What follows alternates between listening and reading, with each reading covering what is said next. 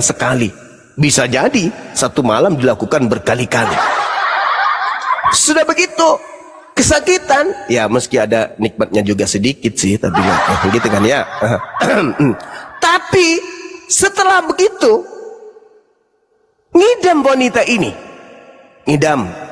Wanita ini ngidam. Begitu dia sudah ngidam, bukan membenci suaminya, malah cinta kepada suaminya. Ngidamnya lalu membesar perutnya yang tadinya bodinya bagus kayak bom-bom. Begitu dia hamil 9 bulan, meledak. Habis selesai sampai situ? Enggak. Lubang kenikmatannya itu sobek mengeluarkan si janin. Sudah begitu, apakah dia dendam? Gara-gara kamu tidurku tak enak, gara-gara kamu ini aku nggak bisa makan enak, tidur tidak enak. Kamu terus menyiksa aku, badanku naik, semuanya bengkak, pipiku bengkak, ini robek semuanya. Urat-uratku kau habisin semuanya. Begitu dia keluar, apakah dia kemudian dendam sama si bayi? Enggak. Dia sayang sekali. Dia sayang kali anak itu. Apakah hanya pada saat bayi? Tidak, sampai mati. Bahkan sampai di jannah, seorang ibu akan tetap menyayangi darah dagingnya sendiri. Ini bahasa Arabnya apa? Rahim, kasih sayang, wadah yang menumbuhkan kasih sayang pada diri seorang ibu. Ada nggak bahasa Indonesia? Kandungan. Apalagi? Kandungan apa artinya? Kandungan. Artinya apa kandungan? Tapi kalau rahim, syarat dengan makna, syarat dengan ilmu, syarat dengan rasa. Itulah Al-Quran. Makanya Al-Quran itu datang pakai bahasa Arab. Karena bahasa Arab itu mencakup satu kata memiliki makna yang bisa dipahami. Satu kata dalam bahasa Arab itu ilmu. Itulah yang disebut kemudian di dalam Al-Quran. Bahwa Al-Quran ini diwahyukan oleh Allah dalam bahasa Arab agar kamu mengerti. Setelah kamu mengerti, kamu akan mengajarkan kepada seluruh umat manusia. Nah, bandingkan dengan Bible saudara. Bang Zuma, itu bahasa Ibrani juga rahim juga loh. Bahasa Ibrani juga rahim. Terus? Ya kenapa nggak pakai bahasa Ibrani? Kenapa? Ibrani, Nabi Muhammad bukan penganut bahasa Ibrani. Kan sudah dikatakan dalam Ulangan 34 nomor 10. Tidak akan lagi aku mengutus seorang nabi yang sama seperti Musa dari kalangan Israel. Kan itu dalam kitab saudara kan? Kitab yang Anda gunakan. Berarti bahasa Ibrani tak ada lagi nabi dari sana.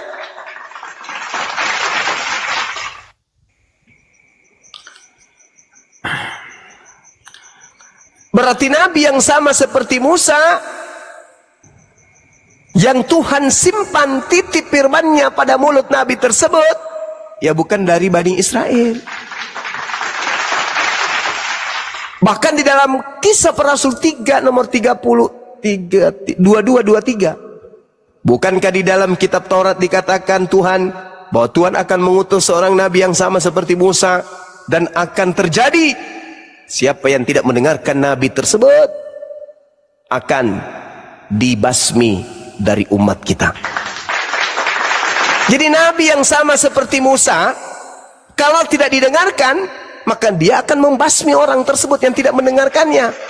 Apakah itu Yesus? Tidak. Yesus kalau tidak didengarkan malah dia yang dibasmi.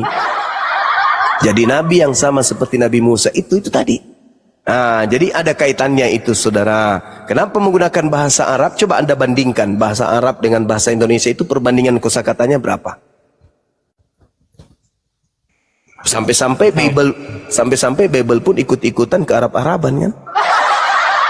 Ilahi, imam, iman, jemaat, berkat, wahyu, roh, kudus, iblis, malaikat, apalagi Alkitab, Allah, apalagi itu kan rahim, soleh, nabi, rasul, kudus, apalagi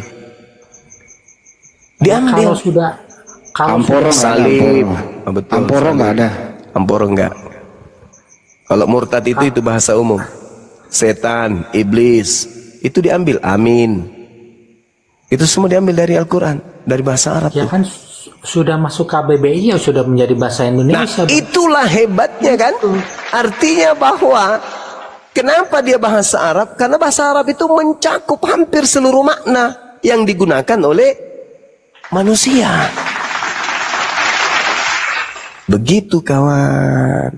Dan lagi-lagi tugas Nabi Muhammad itu adalah untuk membimbing seluruh umat manusia. Bil bayyinati wazbur wa anzalna ilaika dzikr litubayyana linnasi ma nuzila ilaihim wa la'allahum yatafakkarun. Aku turunkan Al-Qur'an kepadamu wahai Nabi Muhammad agar engkau ajarkan kepada mereka, agar mereka tahu apa yang harus mereka lakukan. Nah, tuh kata Quran. Iya, betul.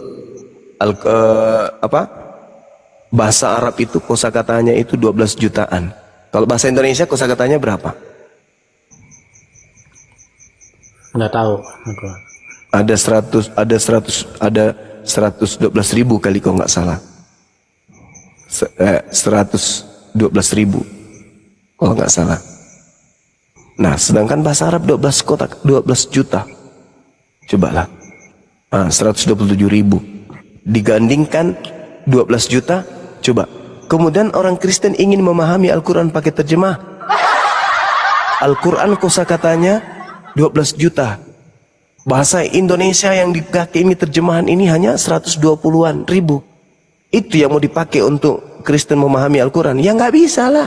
Maka kalau orang Kristen ingin paham Al-Quran, maka orang Kristen harus tahu ilmu saraf, ilmu nahwu, ilmu lugat, istiqqa dan seterusnya. Ya iyalah, harus bang. Gak bisa dengan terjemahan, karena terjemahan itu hanya salah satu dari 17 kurang lebih ilmu yang harus dikuasai untuk memahami Quran. Jadi itu terjemahan Quran yang dikeluarkan Kemenak itu tidak akurat toh? Akurat itu. Tetapi dengar. Akuratnya kenapa?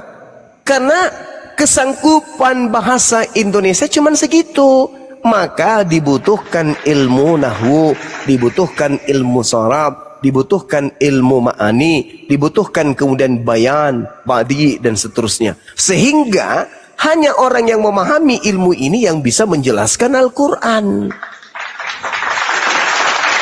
Karena nggak bisa kita macam Bang Suma menjelaskan Al-Quran secara terperinci, itu nggak bisa. Kenapa? Modal terjemahan.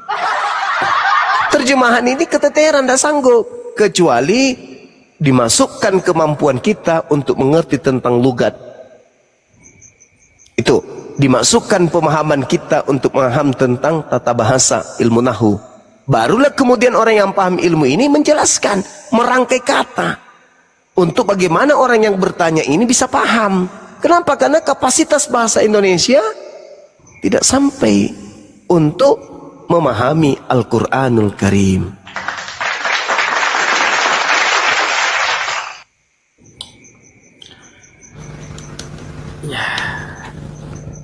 Aku boleh tanya yang lain bang? Boleh. Ya. Kalau di dalam Islam itu hubungan antara Adam dengan Tuhan itu seperti apa bang? Kalau di Kristen itu kan hubungan Adam dengan Tuhan itu seperti hubungan Abraham dengan Ismail. Lukas 3 angka 38 dikatakan Adam juga itu adalah anak Tuhan. Nah, kalau dalam Islam hubungannya bagaimana bang? Ya, jadi kalau di Islam itu Allah subhanahu wa ta'ala mengangkat Adam alaihissalam di antara seluruh makhluknya sebagai makhluk yang paling mulia. Di Al-Quran dikatakan begini, A'udzubillahi minasyaitonirrajim, wa iz qala rabbuka lil malaikati inni ja'ilun fil ardi khalifah. Aku hendak menjadikan khalifah, pemimpin di bumi. Malaikat, makhluk langit mendengarkan ini, mereka menjawab, qalu ataj'alu fiha may yufsidu fiha wa yasfikud dima. Apakah engkau hendak menjadikan orang yang merusak dan menumpahkan darah di sana? Sedangkan kami wa nahnu nusabbihu bihamdika wa nuqaddis lak. Sedangkan kami ini adalah makhlukmu yang bertasbih memujimu, mensucikan namamu setiap saat. Allah kemudian menjawab, inni a'lamu ma la ta'lamun. Aku sungguh mengetahui apa yang ada, apa yang kamu tidak ketahui. Lalu keistimewaan Adam di hadapan Allah, wa 'allama Adam al-asma'a kullaha thumma aradahum 'alal malaikah faqala anbi'uni bi asma'i haula'i in kuntum shadiqin. Dan Allah ajarkan kepada Adam, memberikan Adam ilmu pengetahuan, memberikan Adam kemudian pemahaman tentang benda semuanya, sampai Adam tahu, oh ini cincin, ini batu, ini gunung, ini langit, ini sungai.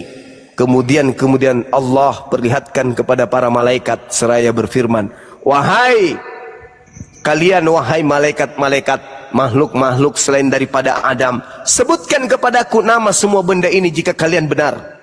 Qalu subhanaka la ilma lana illa ma 'allamtana innaka antal alimul hakim.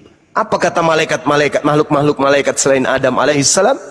Maha suci engkau, tidak ada yang kami ketahui selain apa yang telah engkau ajarkan kepada kami. Sungguh engkau lah yang maha mengetahui lagi maha bijaksana. Lalu kemudian Allah berfirman kepada Adam nih. Jadi Allah membandingkan, memperlihatkan kepada para malaikat, wahai malaikat, coba kau sebutkan ini apa? Kami nggak tahu. Yang kami tahu apa yang Allah ajarkan kepada kami. Lalu kemudian Allah mengatakan, oke, lihat ini, aku tanya Adam, ya Adamu ambi'hum bi asma'ihim falamma amba'ahum bi asma'ihim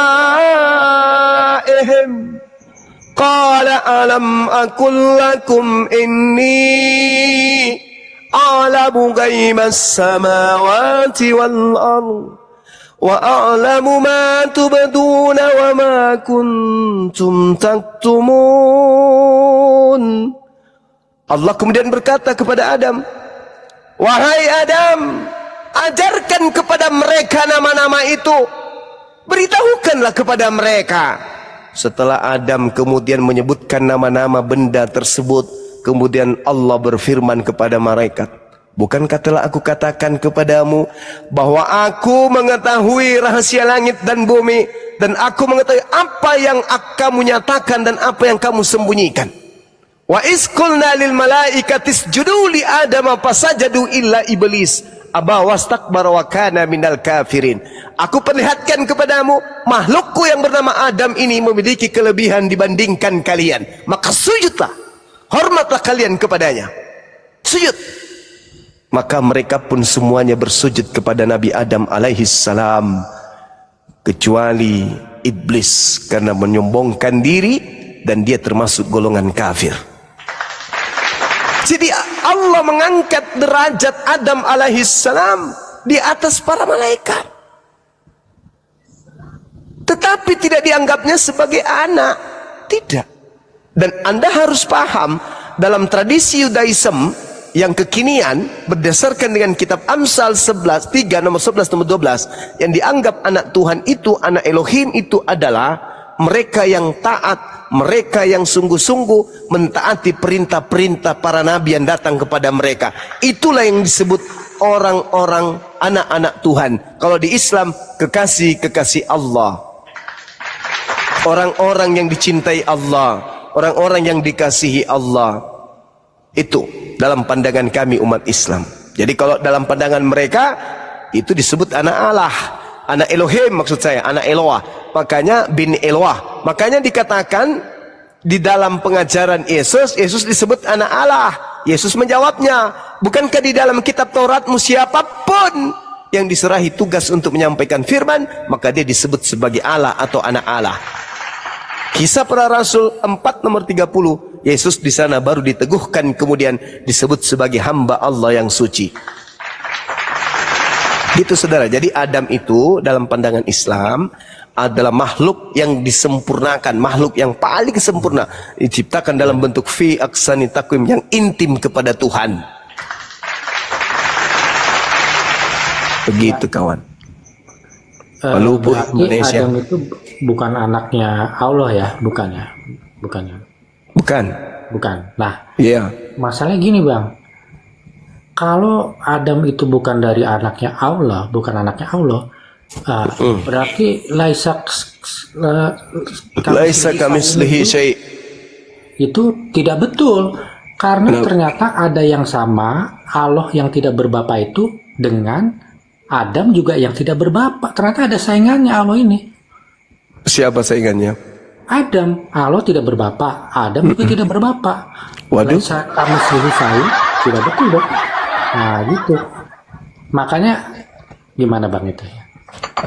Adam itu diciptakan oleh Allah. Wa is qala rabbuka lil malaikati inni ja'ilun fil ardi khalifah. Aku hendak menciptakan khalifah di bumi. Adam dicipta. Justru karena dia dicipta maka dia tidak memiliki ayah. Karena innama amruhu idza arada syai'an ayyakula lahu kun fayakun. Sedangkan Allah, siapa yang menciptakan Allah? Bang Zuma, bukankah kita ini semua adalah ciptaan orang tua kita, bang? Ya, betul. Ya kan? Iya. Terus? Kenapa? Ya, berarti karena Adam itu adalah ciptaan Tuhan, ya Adam anak Tuhan dong. Kok anak Tuhan? Nah. Tadi kan saya sudah mengatakan, di dalam tradisi Yudaism, yang disebut anak Tuhan itu adalah hamba yang intim, yang taat kepada didikan Tuhan. Amsal 3 nomor 11 nomor 12. Kalian saja yang memaknainya dengan lain. Begitu kawan. Bang Zuma. Gini loh Masaha. Kitab suci mah apa sih Masaha? Jadi bingung gua. Masaha. Bang Kefas, kita nanti di kerumunan aja dan di sini nanti.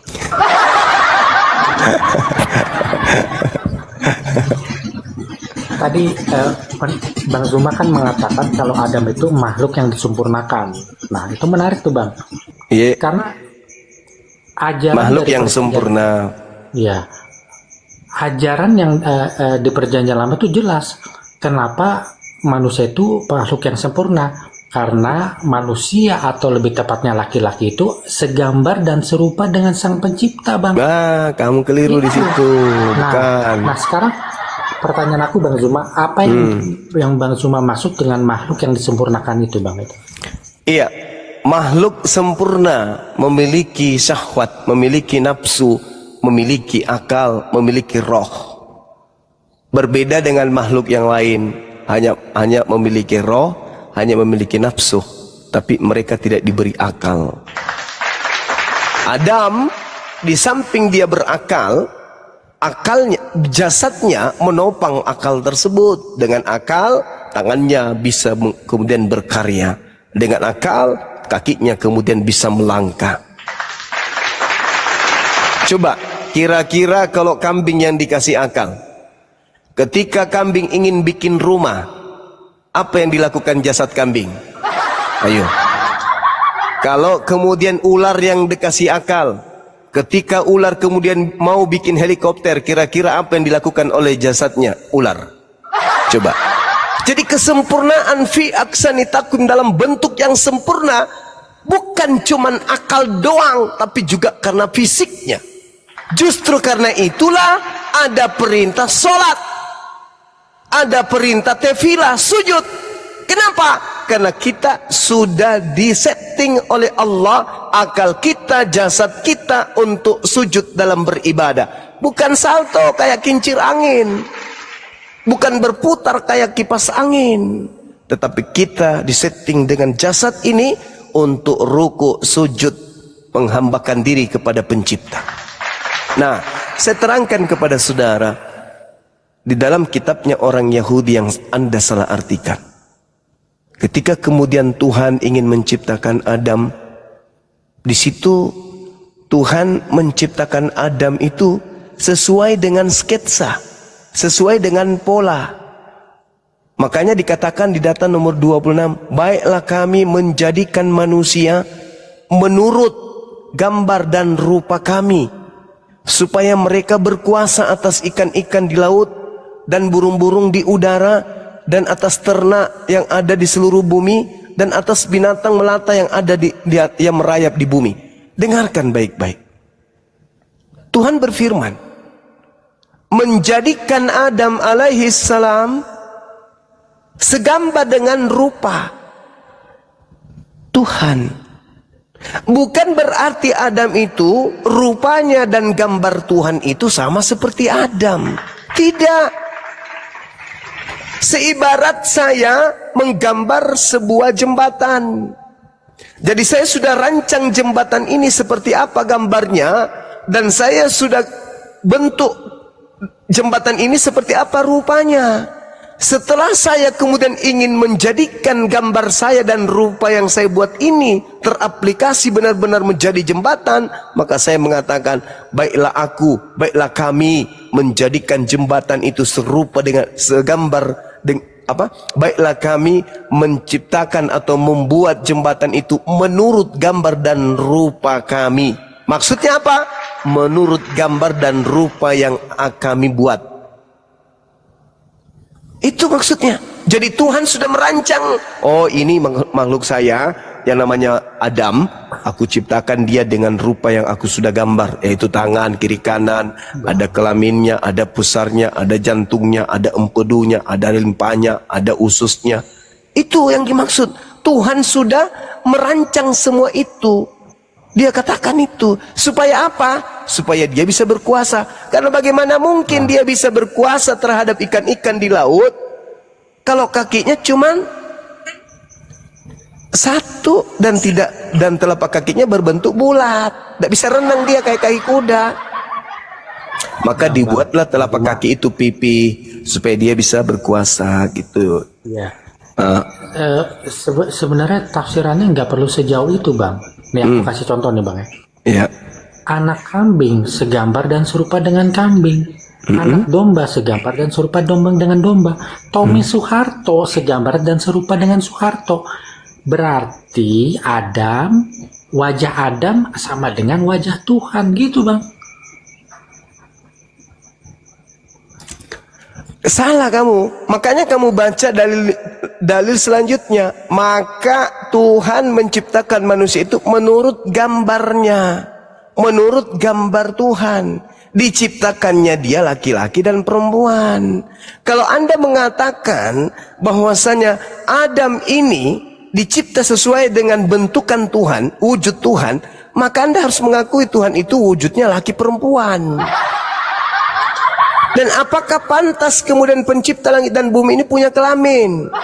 Apakah pantas pencipta langit dan bumi ini punya anus? Ketika dia kemudian ingin melihat yang di belakang harus nengok dulu ke belakang. Itu bukan Tuhan, itu makhluk. Jadi yang dimaksud dengan kejadian 1 ini, Tuhan menciptakan Adam sesuai dengan gambar settingan Tuhan yang sudah dirancang oleh Tuhan. Rupa yang dibentuk Tuhan berupa makhluk ini betul-betul dicipta sesuai dengan apa yang sudah digambarkan rupa tersebut. Bukan berarti marilah kita menciptakan kemudian anak kambing serupa dengan ibu kambing. Marilah kita menciptakan kemudian ayam serupa dengan ibu ayam. Bukan begitu maksudnya. Tuhan itu pencipta. Pencipta itu arsitek terbaik. Dia adalah pola yang terbaik menciptakan ciptaannya. Tuh. Jadi seorang arsitek yang baik, dia telah menggambarkan gambar bangunan yang paling baik, dan dia akan membuat gambar itu sesuai dengan kenyataan. Seakan-akan dia itu nyata, benar-benar gambar itu yang masuk ke dalam ranah fisik. Begitulah yang dimaksud ayat itu. Ya, makanya kenapa laki-laki itu disebut makhluk tertinggi. Karena desainnya itu dibuat berdasarkan desain terbaik, yaitu desain sang pencipta sendiri gitu loh. Perempuan juga. Apa? Perempuan juga. Kan yang diciptakan pertama kali itu kan Adam baru. Oh, dia mengatakan, maka dikatakan menurut gambar Elohim diciptakannya dia, laki-laki dan perempuan diciptakannya mereka. Itu dalil. Bang, perempuan itu kan diciptakan dari tulang rusuk Adam. Adam diciptakan dari nol, sedangkan perempuan tidak. Contohnya bentuk, kita berbicara bentuk. Kita berbicara bentuk. Loh, Bang. Bukan awal dan akhir, kita berbicara bentuk. Kita berbicara rupa. Betul?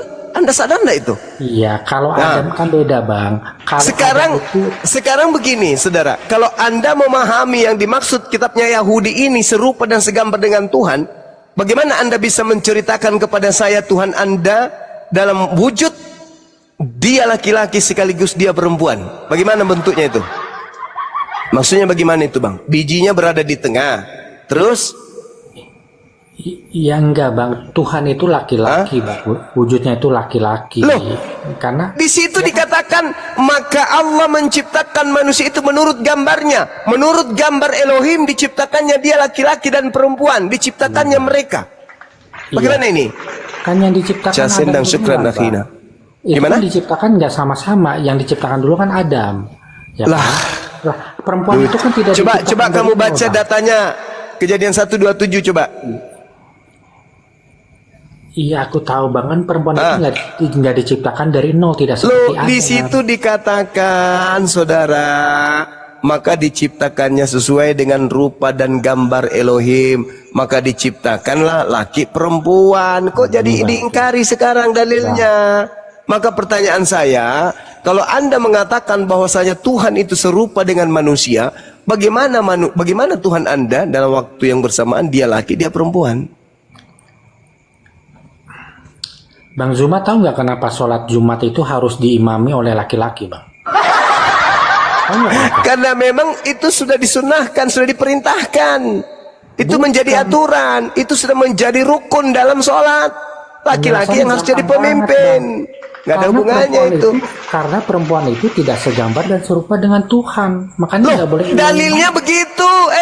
Makanya otak itu dipelihara. Itu harta yang paling berharga yang Tuhan kasih itu dipelihara. Aku bacakan lagi.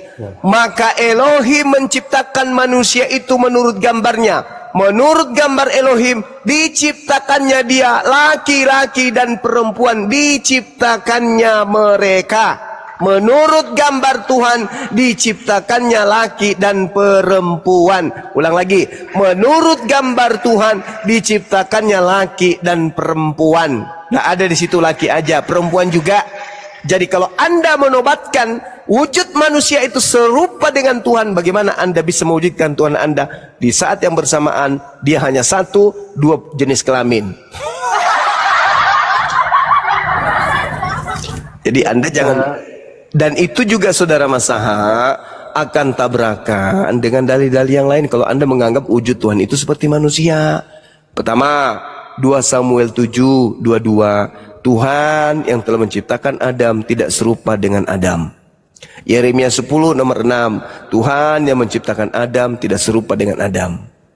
Laisa kamislihi syai'. Itu dalil, Bung. Keluaran 23 Datan 19 jelas Tuhan bukan manusia dan bukan anak manusia. Nah sekarang kalau Tuhan mau kau wujudkan manusia, ya satu tubuh dua kelamin. Lalu buat apa anus buat Tuhanmu? Nah, kalau Tuhanmu itu seperti kita, berarti Tuhanmu butuh jantung, butuh limpa, butuh usus, butuh bulu mata, butuh hidung untuk bernapas, butuh lidah untuk merasakan makanan. Berarti Tuhanmu makan juga dong. Ya lah, Tuhan Yesus kan makan. Dia ya kan kalau makan Yesus roti, kan manusia. Ini kita membahas tentang Tuhannya Yahudi. Kalau Tuhanmu memang kan dia sama seperti Bang Suma kan. Iya, Tuhan Yahudi itu siapa? Ya Yesus lah. Kan itu Yesus. mimpi kucluk. Yang menciptakan langit dan bumi dan Adam dan Hawa kan Yesus. Ya itu mimpi lo itu mimpi. Itulah kenapa kamu itu disebut kafir, karena kamu menggantikan kedudukan Tuhan pencipta langit dan bumi dengan anak orang. Itulah pengikut iblis itu. Masakan anak orang kau lantik menjadi Tuhan pencipta langit dan bumi? Gak sadar saudaraku ini. Yesus itu manusia yang iblis inginkan untuk dituhankan oleh manusia-manusia cuplis kayak ente. Pencipta langit dan bumi itu bukan manusia dan bukan anak manusia. Yesus itu manusia dan anak manusia. Tapi kamu lantik dia jadi Tuhan, artinya kamu itu sibilisisis yang lebih iblis daripada iblis. Iblis tidak pernah mengkudeta Tuhan dengan mengajak Adam menggantikan kedudukannya, kecuali Masaha. Masaha menginginkan Tuhan itu wajahnya, wujudnya sama seperti Adam. Samalah derita kalian ini. Yang satu anak Maria, dianggap anak Maria ini adalah pencipta langit dan bumi. Yang satu lagi dompala. Adam dikira mirip sama Tuhan, pencipta langit dan bumi. Tuhan punya anus, Tuhan punya kelamin dua, ganda. Ini penyakitnya anak murid-muridnya Paulus ya kayak gini. Makanya kalian itu diusir ke neraka. Kenapa? Kalian tidak menggunakan akal sehat. Ketika Anda cinta buta kepada Yesus, lantas kemudian Yesus yang hanya manusia, saking cintanya Anda, sampai Anda mengatakan Yesus itu adalah Tuhannya orang Yahudi, pencipta langit dan bumi. Itulah dompalak kardobanya Anda. Itulah dongotsnya Anda. Sedongots-dongotnya Anda, jauh lebih dongots kepas daripada Anda. Sekambing-kambingnya kambing tidak pernah menganggap Yesus itu adalah pencipta. Semonyet-monyetnya monyet tidak pernah menganggap Yesus itu sebagai pencipta. Hayo, sedangkan Anda punya otak, botak lagi. Tapi Anda menganggap bahwasanya Yesus anak Maria yang tak berdaya itu adalah Tuhan pencipta. Gimana ceritanya? Yesus 33 tahun siang malam dia sibuk beribadah kepada Tuhan pencipta. Malah kau lantik jadi Tuhan. Kenapa? Karena yang mempengaruhimu itu adalah sibilisisis. Iblis berhasil. Sama seperti iblis berhasil menjatuhkan Adam. Beginilah iblis sekarang menjatuhkan ente. Yang bukan Tuhan kau anggap Tuhan. Tuhan kau pensiunkan. Pencipta langit dan bumi itu sudah jelas-jelas Yesus berkata, kamu tidak bisa melihat dan suaranya tidak bisa kau dengar, kata Yesus. Kalau Anda menganggap bahwa Kristus yang kamu tuhankan itu adalah Tuhannya Bani Israel, boleh saja, tapi jangan Tuhannya Bani Israel, Tuhannya Romawi, itu baru tepat. Dalilnya mana? Inilah kurang literasi. Dalilnya ada, saudara. Dalilnya ada, saya bantu. Filipi 2 nomor 6, nomor 7, nomor 8. Tuh, Theos datang ke atas muka bumi ini, tidak mempertahankan keteosannya, melainkan mengosongkan dirinya dan mengambil rupa hamba dan menjadi seorang manusia dan taat, bahkan taat sampai mati di atas tiang salib. Itu Theos, Tuhannya Roma. Cocok memang. Kau Tuhannya Roma jadi manusia boleh.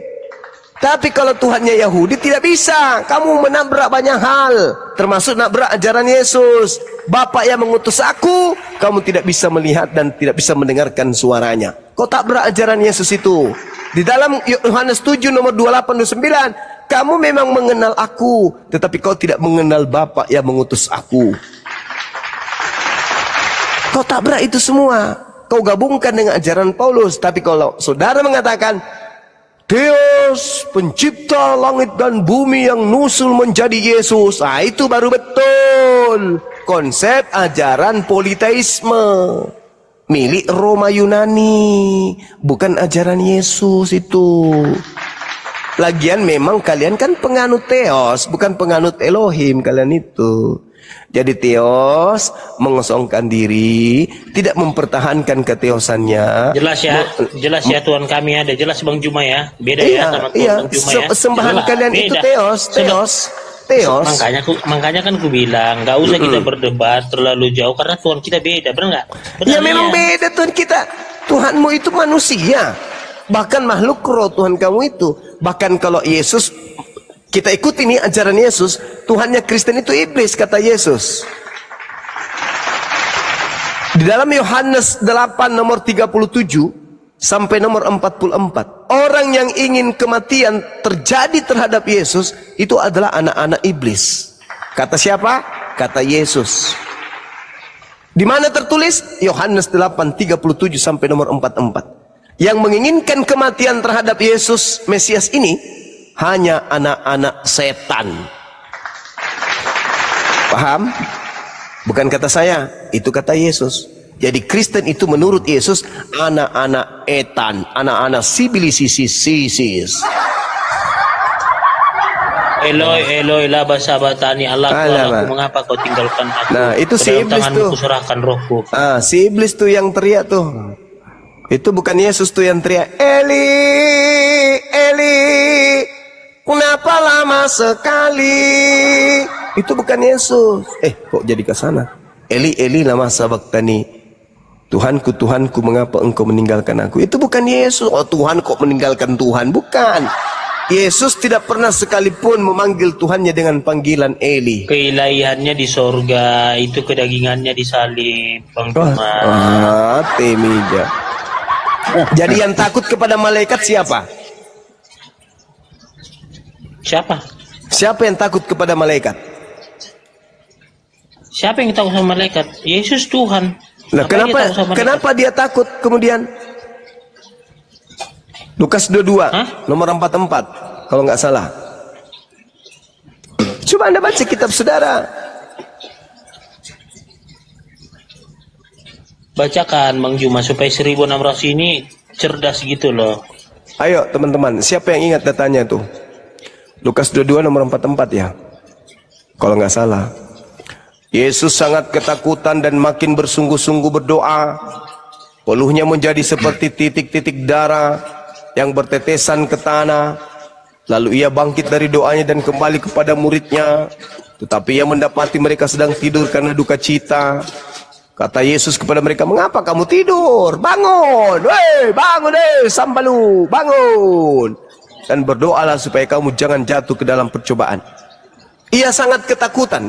Kenapa dia bisa takut? Itu kan kedagingannya. Itu nah, sekarang bisa nggak daging takut tanpa roh? Apa? Bisa nggak daging itu takut tanpa roh? Bisa. Oh, jadi kamu pernah mendengarkan berita telah terjadi kebakaran di sekitar Danau Toba. 3 mayat melarikan diri karena takut terbakar. Hah? Telah ditemukan beberapa mayat melarikan diri dari ruang mayat di rumah sakit jiwa. Jangan kita samakan. Loh, kan mayat katamu mayat bisa takut. Jadi ketika ada mayat dibaringkan, yang masuk juga mayat mantan preman, mayatnya yang bukan preman ini lari. Kabur! Ada preman! Kan kau katakan bahwa yang takut jasadnya.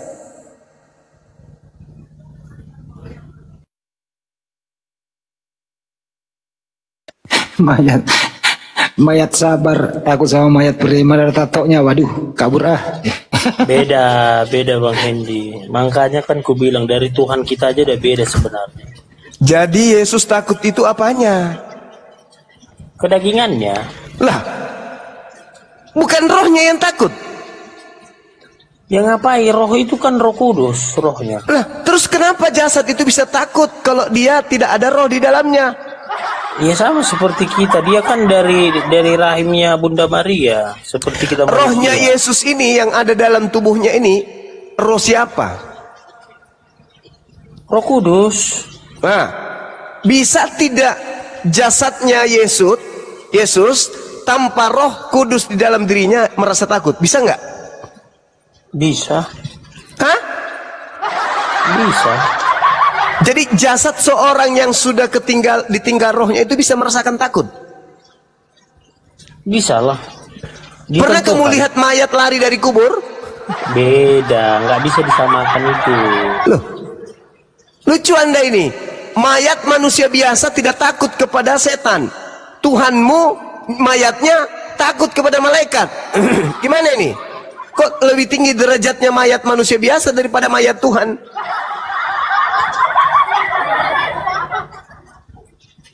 Yesus itu merasakan takut karena adanya roh di dalam dirinya. Respon roh itulah terhadap malaikat ini membias kepada dagingnya ketakutan. Terlihatlah titik-titik darah seperti keringat, titik darah. Oke, dia rasa takutnya ada. Bisa aja dia kabur Yesus itu, tapi karena sudah kehendak Bapa. Begini saudara, ketika kemudian ada orang takut, misalnya ya, ada orang berjalan, tiba-tiba dia melihat setan. Orang itu ketakutan. Berteriaklah dia, tolong. Itu kalau masih ada rohnya di dalam. Begitu dia baru mengatakan toh, rohnya keluar, masih nyambung nggak dia teriak long? Atau cuman toh saja?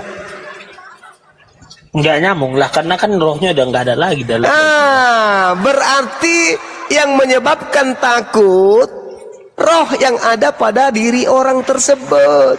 Contoh, ketika ada orang dikejar anjing, takut digigit anjing, maka dia lari sekencang-kencangnya. Begitu dalam keadaan berlari sekencangnya, rohnya keluar, masih lari nggak dia? Padahal anjing sudah semakin dekat. Berhentilah. Meskipun anjing sudah sangat dekat padanya. Meskipun, biarpun, sekalipun. Berarti jasad ini tidak merasakan takut tanpa roh di dalam dirinya. Itulah yang dialami Tuhanmu. Jadi Roh Kudus ketakutan sama malaikat. Beda. Ini kok beda? Kok beda? Beda lah. Kok beda?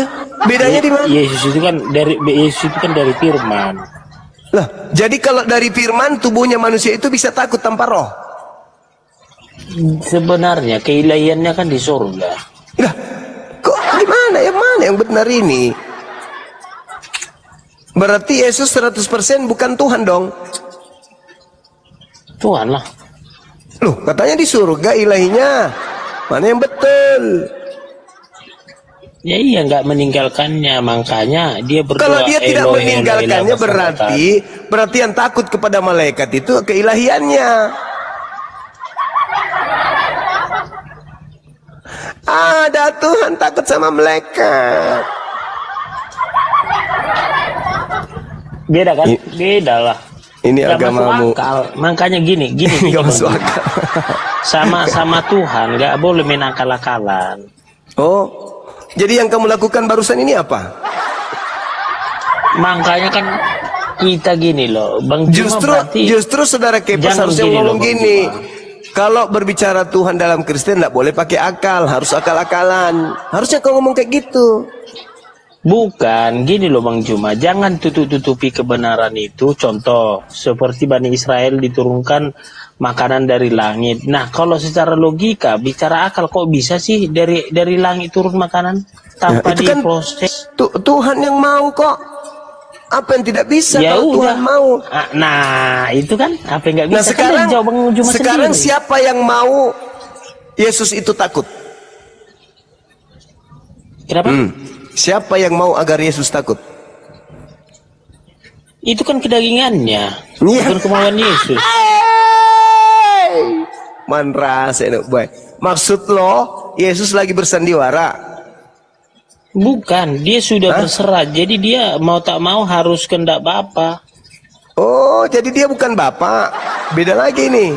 Bagaimana nih Yesus? Dia Bapa itu kayak kan keilahian. Dia Bapa gitu itu sendiri. Loh, kenapa dia takut? Takutlah, karena kan dia merasakan sakit juga, makan, minum, makan ikan goreng. Hancur! Tuhan takut sama malaikat, hancur deh, hancur. Kamu kalau di Sulawesi Selatan ini, saya masakan kamu itu apa? Sagu, satu drum, habis itu kubur kau di situ di sagu, biar kau jadi kekurung. Beda Bang Juma, beda. Makanya saya bilang beda. Kan dibilang kan kalau kau mengaku Yesus Kristus sebagai Tuhan, kau dianggap bodoh. Oh memang betul. Karena memang Paulus sudah sadar ini ajaran yang kubuat ini, kalau ada yang percaya pasti orang bodoh. Dia sudah tahu itu. Yang percaya kepada saya ini hanya orang bodoh. 1 Korintus 1 nomor 23 itu kata Paulus. Pasti orang bodoh aja yang percaya kepada ajaran saya. Makanya orang Yahudi itu orang cerdas-cerdas. Orang Arab itu orang cerdas-cerdas. Makanya tidak percaya kepada ajaran Paulus. Masa sih? Tapi kan minum kencing unta, gimana cerdasnya, dari mana? Apa gizinya? Itu perintah minum kencing unta hanya kepada oknum. Oknum itu tok, bukan diajarkan kepada umat Islam itu. Bukan. Sama seperti ketika di dalam kitab saudara diperintahkan mengambil kemudian tai kering. Bakarlah roti itu di atas tai kering. Itu bukan diperintahkan untuk seluruh umat Yahudi, enggak, sama oknum tok pada saat itu kejadian Enggak lah, itu. kan ketika Yesus berkata dengan muridnya, inilah dagingku makanlah, inilah darahku minumlah. Artinya itu kan bukan untuk oknum, tapi kan untuk semua kami, peringatan. Bukan, gitu yang saya bilang ini yang disuruh bakar roti di atas tai kering, tai manusia kering, gitu loh. Itu kan dibilang minumlah kencing unta ini kau akan sembuh, kan artinya kan itu kan untuk umat. Ah, aneh-aneh aja orang ini. Bukan untuk umat itu. Ada orang datang merantau, kemudian beliau sakit, datang ke Nabi Muhammad. Bagaimana aku mau sakit, aku mau sembuh gimana caranya? Kau pergi ke sana, kau ambil kencing ontanya campur dengan susu minum, kau akan sembuh. Iya sembuh.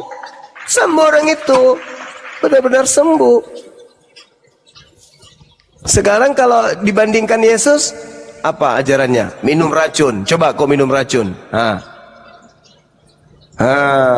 Matilah. Mati. Padahal Yesus mengatakan kau tidak akan mati. Faktanya mati. Kalau Nabi Muhammad mengajarkan minum pada orang tersebut, betul-betul dia minum.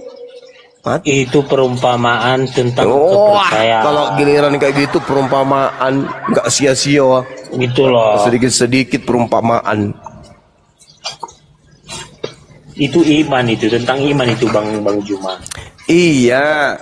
Tai sapi kau keringkan, kau bentuk, lalu kau kasih topi, lalu kau bilang ini Tuhanmu, itu pun bisa kalau kau cuma modal iman. Oke, Bang Andi silakan Bang Andi, saya bikin kopi campur masaku dulu Bang Andi. Malas saya hadapi kipas ini, masa ada gini Bang Juma, kayak susu campur kencing onta, kan itu luar biasa. Daripada minum darah. Kepas. Aduh. Kencing onta itu bukan perintah dalam kondisi tertentu sama orang tertentu.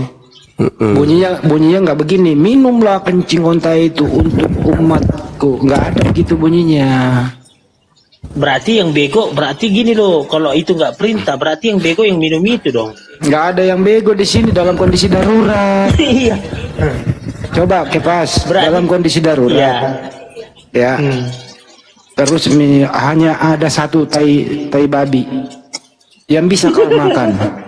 Kalau kau nggak makan tai babi itu, kamu mati. Ada nggak selain itu, ngeri? Dengerin makanya ini kondisi darurat nih. Hanya tersedia tai babi saja. Kalau kau nggak makan tai babi itu kau mati. Tapi kalau kau makan secukupnya kau bisa selamat. Bagaimana itu? Bertahan hidup, kira-kira begitulah ya, kira-kira kalau lapar bertahan hidup. Nah, kau paham lah itu ya. Itu kondisi darurat. Nah, gini loh Bang Hendy, Nabi kami nggak ada mengajarkan yang kayak gitu Bang Hendy. Jadi kembali tadi ya, lu berani nggak kira-kira pergi ke Israel, si rewel sana, kayak misionarisnya kayak teriak. Iya, si Riwil itu lu teriak-teriak di sono. Tuhanmu. Yesus Tuhan, Yesus Tuhan gitu. Bukan. Elohim adalah Yesus, adalah Tuhan. Elohim Yesus itu sendiri adalah Tuhan. Kau berani nggak Pas?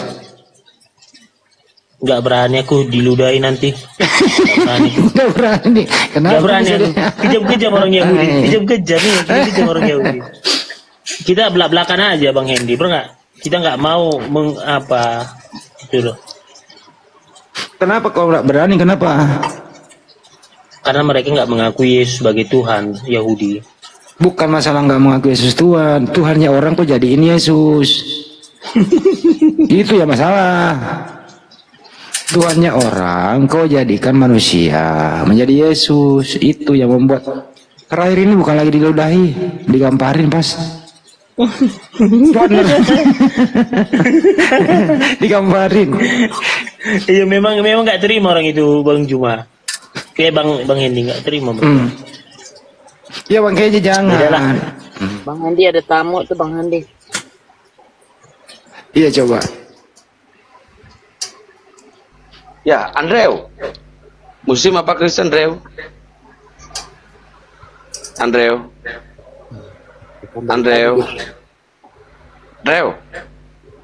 Wih. Belum aja lo ke neraka. Itulah pas ya digamparin loh dulu. Makanya di Indonesia makanya ini takut juga. dengerin dulu. Jadi gini loh, Bang Endi, tahun depan aku kan ke Yerusalem, ke Israel. Jadi memang aku di sana juga nanti Bang Endi diam juga di tembok ratapan itu nanti sinagog. Pas lu dendam gak sih sama mereka? Dia kan otak pelaku pembunuh Tuhanmu. Waduh, pergi dia. Bukan pergi, Bang Andi, jangan bahas itu, karena itu pelanggaran si Kepas. Ya gua kan nggak ngomong itu. Gue karena itu si Kepas pelanggaran. Kalau gue plesetkan, makanya gue gak mau sebut itu. Kalau si Rewel aman kan? Atau karena ditombak sama Muslim gitu? Tombak kayaknya. Ditombak sama si Rewel dia. Siapa suruh tuannya si Rewel dia jadiin manusia? Kata si Kepas, jangan kan diludahi katanya. Takut saya. Kenapa Pas takut? Gua takut diludahi. Jujur banget nih si Kepas ngomongnya, dada aja nih bocah. Kalau nggak menghujat jangan ditombak teman-teman. Iya, si Kepas nggak hujat. Kalau dia masalah kencing mata bisa kita luruskan. Nggak ada masalah itu kalau ngomong kayak gitu.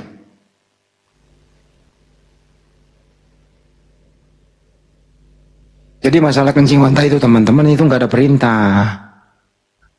Ya, nggak ada itu. Nggak ada hukumnya. Baik wajib maupun sunnah nggak ada.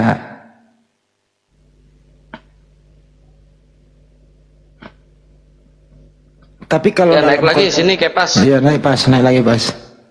Kondisi darurat nggak ada lagi ya bisa lo pakai secukupnya demi untuk hidup. Ya, anak-anak sekarang ini nggak ngerti kali zaman bagaimana keadaan zaman para nabi itu ya. Belum ada bangunan-bangunan, belum ada kasur empuk, masih padang pasir. Belum ngerti kali kehidupan zaman dulu anak-anak sekarang ya. Dalam kondisi belum ada kompor gas, belum ada mobil, belum ada internet, belum ada keramik gitu. Pas, ya Pas. Ya teman-teman yang di bawah di tab-tab layar ya, terus yang Muslim di atas kalau ada masih tanda plus silahkan di follow teman-teman yang di atas ya, yang 1,5 ini silakan. Ya, kembali lagi. Izin Kepas, izin. Follow yang di atas ya, Bunda Mila akun baru, teman-teman support. Bang Kepas juga tolong di follow, yang lain-lain ya semua di atas tolong di follow. Saudaraku ya. Tolong di follow Bunda Mila. Gara-gara Israel. Si Rewel aja si Rewel. Lu ada dendam gak sih sama si Rewel itu? Dia kan otak pelaku bikin metong Tuhanmu. Kayak pas lu ada dendam gak sih sama dia?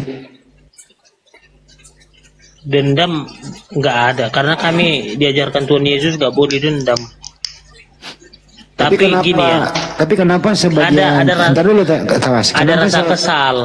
Oh, ada kesal. Kenapa sebagian Oten itu khusus di Indonesia ini banyak yang mendukung si Rewel itu, padahal dialah otak pelaku pembunuh Tuhanmu. Kenapa masih didukung? Iya, Rizky ini Muslim apa Kristen Rizky?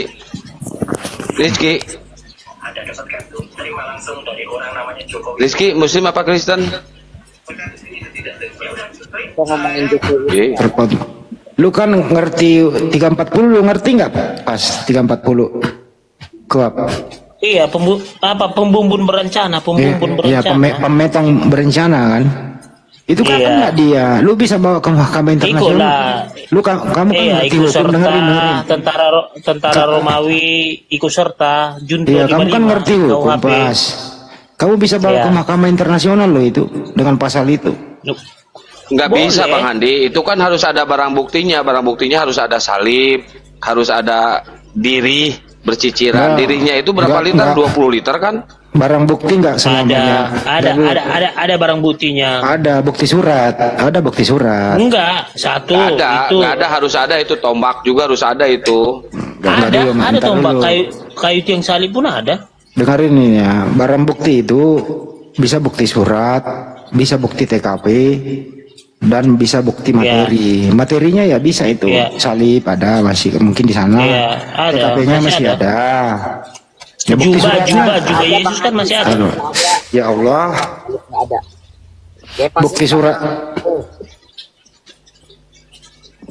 Bukti suratnya masih ada pas. Yang kau pegang itu loh. Semua saya rasa orang Kristen percaya loh bukti surat bahwa mereka bersekongkol. Nanti kalau menang aku menggugat Bang Hendy di Belanda, di Den Haag, ya di Den Haag. Kalau aku menggugat nanti tentara Romawi sama Mahkamah Agama, ya di Israel, artinya apa yang ku bilang tadi itu? Ya kan bisa aku jadi kaya raya, tapi aku masuk api neraka. Kagak lah.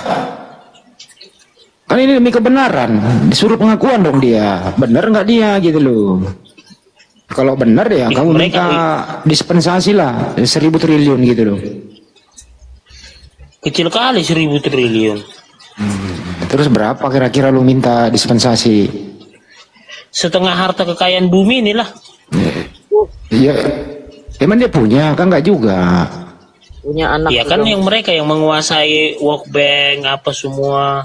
Ya udahlah, terserah lu. Keturunan mereka yang menguasai World Bank. Ya udah ntar aku jadi PH-mu aja, mau nggak?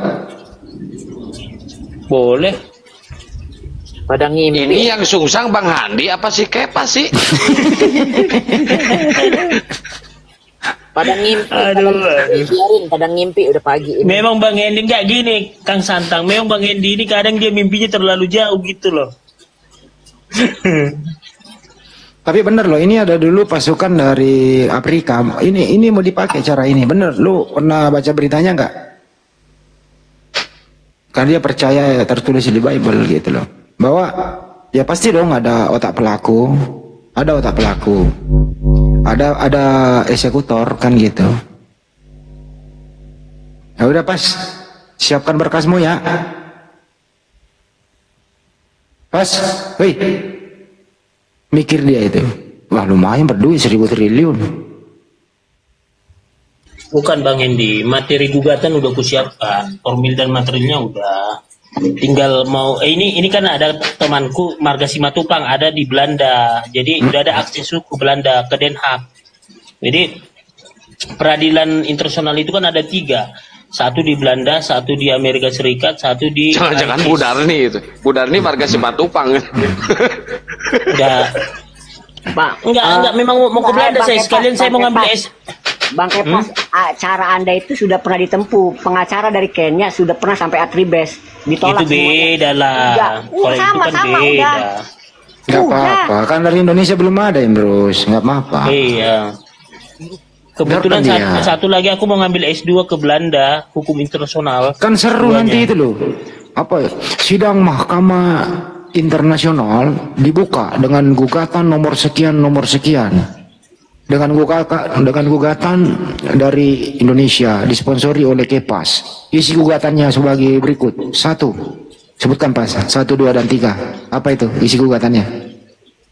Jadi gini loh Bang Hendy, sedangkan yang nyata aja itu sekarang yang bermasalah Israel dengan Palestina itu sampai sekarang kan nggak usah ke situ dulu. Gugatan itu kan isi gugatanmu atas bikin metong Tuhanmu ini loh, apa isi gugatanmu?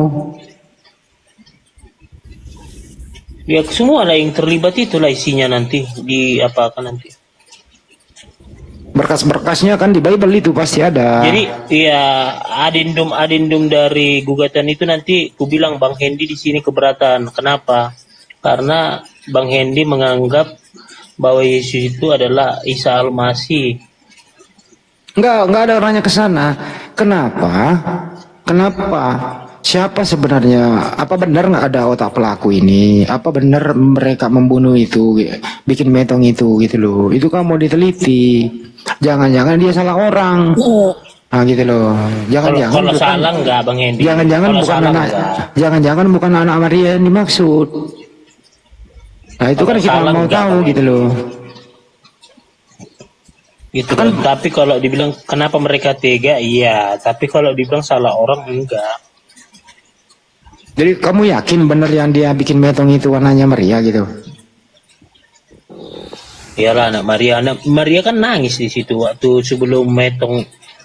Tapi kalau mereka juga punya ilmu, punya ahli bahwa yang kami bikin metong itu berdasarkan Ulangan 21-22, yang kami bikin metong itu adalah orang yang terkutuk, orang fasik, orang durhaka. Nah, gitu kan dia bisa ada pembelaan. Anak Bunda Maria itu tidak memenuhi syarat karena dia orang mulia, orang soleh. Jadi bukan anak Maria yang kami bikin metong, tapi orang yang disamakan namanya gitu. Gimana? Ini ya Bang Hendy ya. Iya. Jadi Bang Hendy, kalau ini tembus gugatan saya ini nanti di Den Haag ini nanti di Belanda ini, kayaknya aku nggak keturunanku nggak pernah jatuh miskin dong. Soalnya ini besar ini kompensasinya Bang Hendy. Kompensasinya ini besar loh. Bisa 1.000 triliun. Bisa. Kalah Elon Musk 10.000 triliun. Kalau Elon Musk kan hartanya kan 6.000. 6.000 triliun. Kalau kita kan nanti 10. Kalau kau menang gugatan itu duitnya dibawa kemana? Ke Indonesia lah. Kebanyakan makan tumis genjer sih kayak pas ini. Enggak apa-apa lah Bu. Mana coba Bang Hendy. Coba Bang Hendy yang menghayal. Ku ikuti gini loh. Ku ikuti penghayalan Bang Hendy. Aku hanya ngikutin aja. Bunda Mila nanti temanin kamu di sana, tenang aja.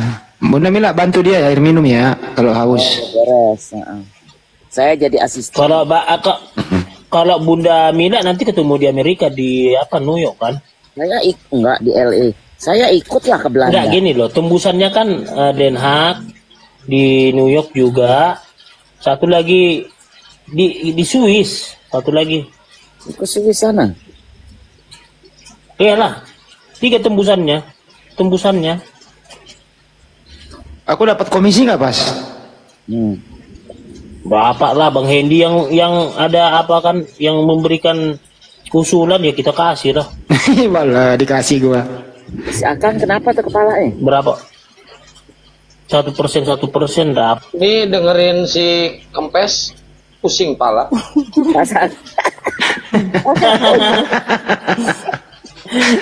Gini kan Santang, kita kan ngikuti Bang Hendy. Jangan manggil gua loh. Gimana? Ya, tapi dengar dulu, makanya matikan on cam dulu, matikan dulu on cam. Itu apa itu? Jadi makanya kan gini. Itu apa Hendy, itu? Obat pusing, kalau Kang Santang itu nggak sampai itu, Bang Hendy. Kalau Kang Santang nggak sampai itu ke situ gugatan itu. Dia hanya penolakan aja Yesus sebagai Tuhan. Udah cukup aja di situ. Masalah menggugat dia nggak sampai ke sana. Lu nanti tidur pasti ngehayal dapat duit. mati ditumpukan duit entah ngotong. Tapi nggak bosan-bosan ya Bunda ya Bang Hendy ya. Hanya bertahun-tahun loh Komal ini loh, gini-gini aja pembahasan kita loh. Udah bertahun-tahun loh. Ada kemajuan saya lihat banyak selama 4 bulan saya ngikut. Yang iya kan pengikut Bunda Mila banyak pengikutnya, tapi kan jadi banyak murtad. Dari tadi saya ketawa lihat ini Pak Handi, judul YouTube-nya Bang Juma Bengkelas Otak. Itu judul dapat dari mana itu Bang Juma? Bengkelas Otak. Ini nih otaknya saya ngeliat si Kempes. Ini tadi dikatakan sama Bang Kepas nggak bosen-bosen 4 tahun apa ya. Ini Bang Kepas, acara ini disiarin kan lewat YouTube. Nah kita nggak pernah tahu sampai di kuping mana terakhir ini akan didengar. Ya kita nggak pernah tahu. Nah itu ada kuasa Allah di situ. Ini emang udah cikat di sini. Ya. Kenapa lari ke sono sih Bang, omongannya enggak gitu, enggak ngomong gitu. Jangan. Kan tadi dia ngomong gitu katanya enggak bosen-bosen katanya. Dia serius. Enggak. Ini masalah hukum. Jadi gini, Pak. Kami maklumi Anda mau melakukan itu. Karena hanya orang-orang yang tidak punya hati, yang tidak mau mencari tahu, siapa pelaku, siapa otak dibalik bikin metong Tuhanmu ini gitu loh. Jadi gini loh, kalau saya nih sebagai ini Pak, saya cari sampai tuntas. Udah dapat. Saya akan beri pelajaran ini dia. Kompensasi aja nih. Ini hanya kompensasi aja. Udah dapat siapa yang terlibat atas kematian Tuhan Yesus ini. Jadi sekarang kau udah bermusuhan sama mereka ya? Lawanmu dia ya? Siapa? Yang bikin metong Tuhanmu, lawan apa teman? Ya lawan lah. Lawan. Persoalannya pas. Kalau dia ngeles, bukan kami pelakunya, ya. Tapi nanti diputuskan di pengadilan ya. Hakim mengatakan bahwa yang dibikin metong Israel sama tentara Romawi ternyata bukan anaknya Maria. Masihkah kau mau menuhankan Yesus? Gimana? Ya itu kan kalau. Ya ini kan ada dua pilihan. Lu pikir mereka orang bego? Ya. Dia juga pinter ngeles. Samanya itu Bang Hendi. Misalnya nih ya, sekarang aja deh kita bilang ada di salib manusia. Tiba-tiba kita Tuhan kan nggak mau lah. Sama aja itu. Ini loh Pas ya. Dia kan juga orang pintar, nggak mungkin dong dia mau bayar. Nih contoh gini Bang Hendi, kan film Pandem kan pernah dia disalib dia, film Pandem kembar. Nah, apakah kita mau menuhankan Pandem? Kan nggak juga. Gini loh Pas, dia juga pintar. Kami bukan itu yang kami bikin metong, bukan itu. Yang kami bikin metong adalah orang yang durhaka. Wajarlah, bukan anak Maria, sesuai kriteria toh. Nah kalau ini terjadi, nah kamu nanti pindah Tuhan loh. Kamu nanti akan pindah Tuhan secara hukum bahwa bukan anak Maria Tuhanmu, tapi yang diserupakan, yang durhaka. Sebagaimana Yesus berkata, waspada terhadap Mesias palsu. Ini bahaya Pas, si malakama loh. Gimana? Izin sedikit Bang Andi ya. Iya. Bang Tepas, sedikit doang nih. Kalau Anda mau menuntut ya, ini hebatnya nih. Hebatnya Pilatus ya. Ketika Yesus disalib, itu di atas ditaruh, ini raja orang Yahudi. Itu emang udah cuci tangan dia di situ.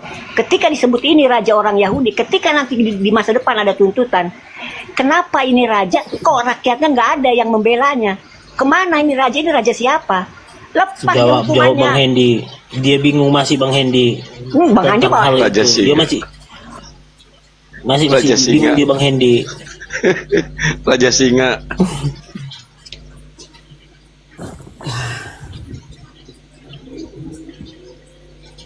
Pikirkan Pas, bahaya loh nanti kalau hakim memutuskan bukan anak Maria yang metong di tiang salib, bahaya loh. Udah nggak dapat dispensasi, malah lu ganti Tuhan nanti. Bahaya loh. Jadilah saya gugat. Lebih risiko lagi kalau TKP dong. Kalau olah TKP berarti harus ke Bukit Tengkorak ya. Iyalah harus semua. Jadi masih semua dokumen-dokumen itu harus dibuka lagi semua. Masih ada Bukit Tengkoraknya? Masih ada lah. Di mana? Terus ada lagi nih, ada alternatif B. Dia bilang begini, hai kalian semua yang menuntut saya, sebenarnya kalian salah. Saya ini pahlawan. Tanpa saya dan tentara Romawi kalian nggak punya Tuhan. Mestinya Anda berterima kasih. Berbalik minta dispensasi sama Anda. Kenapa? Karena dengan saya sebagai pelaku 340 dan eksekutornya itu, Anda punya Tuhan. Anda harus berterima kasih. Berbalik minta dispensasi sama lu Pas. Gimana? Itu nggak dikabulkan majelis hakim. Ya bisa aja. Kenapa enggak, dia pahlawan kok. Boleh aja dia membalas gugatan kita begitu, tapi kan dia masalahnya tanpa mereka Kristen nggak punya Tuhan, Bang Andi. Itu dia di sana, Kang. Itu nggak mendasar lah, dalilnya itu nggak mendasar itu. Kenapa enggak? Dia juga nggak ada. Gimana benar? Kan itu kan kejadiannya kan bukan artinya Gini ya, kejadian itu ketika dikatakan mereka tanpa kami, kau nggak bisa punya Tuhan gini, nggak bisa lah. Dari mana dalilnya itu? Ya kalau dia nggak menjadi bikin metong, emang lu punya Tuhan dan punya juru selamat. Samanya ini Bang Hendi. Kita nggak usah jauh-jauh. Sekarang ada seseorang membumbun, misalnya karena istrinya selingkuh. Nah, kalau nggak saya bunbun apanya itu, ya dia nggak ketahuan bohongnya, sama aja kan, itu kan alibi. Ini aja deh kesimpulannya dulu sebelum lu ke sono. Tentara Romawi sama si Rewel ini pahlawan atau pecundang? Orang yang sangat kejam. Pahlawan ya? Pahlawan atau penjahat? Penjahat. Berarti jasa penjahat, karena jasa penjahat kau punya Tuhan? Enggak lah, kan itu kan enggak apa-apa. Coba rekonstruksi dulu. Penjahat ini yang membunuh Tuhanmu, yang bikin metong Tuhanmu. Artinya, kalau tidak ada salib, tidak ada bikin metong di salib, kamu nggak punya Tuhan. Dosamu tidak ditebus. Jadi mereka ini pahlawan, sekaligus penjahat. Itu kan kata Bang Hendi. Nah kalau nggak ada penjahat ini, kamu punya Tuhan nggak? Ketika Yesus berdoa di Imrus masuk Imrus. Kan dia ini banyak Imrus. Saya sedikit. Coba saya sedikit. Pada saat Yesus disalib dan mati terkutuk di kayu salib, itu kehendak Bapa ya, Kepas?